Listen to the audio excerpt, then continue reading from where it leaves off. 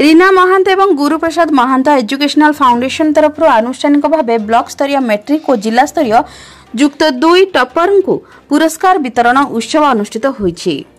पवित्र उत्कल दिवस अवसर में आंबडाली डुकुरा स्थित Om Sai institute of paramedical science college सभागृह में आनुष्ठानिक भाव अनुष्ठित होईछि। ब्लॉक स्तरीय मेट्रिक एवं जिला स्तरीय युक्त 2 टॉपर को संबर्धना एवं पुरस्कार वितरण उत्सव रीना महांत एवं गुरुप्रसाद महांत एजुकेशनल चैरिटेबल फाउंडेशन पक्षर आयोजित उत्सव में मुख्य अतिथि भाव दया सिंधु परिड़ा उपजिलापाल बारिपदा, सम्मानित अतिथि भाव श्री वीरभद्र सिंह पूर्वतन MP, doctor Guruprasad Mahant founder, engineer Vasudev Mahant principal Om Sai ITI, doctor Ramakant Mahant शिक्षाविद एवं इंजीनियर श्री चक्रधर महांत प्रमुख जोगदे ब्लॉक स्तरीय टॉपर होइथिबा छात्री स्वाति महांत को 20,000 टंका एवं जिला स्तरीय युक्त 2 रे टॉपर होइथिबा किरण कार्नानी को 20,000 टंका चेक प्रदान करथिले। उपजिलापाल श्री परिड़ा समस्त वक्ता उक्त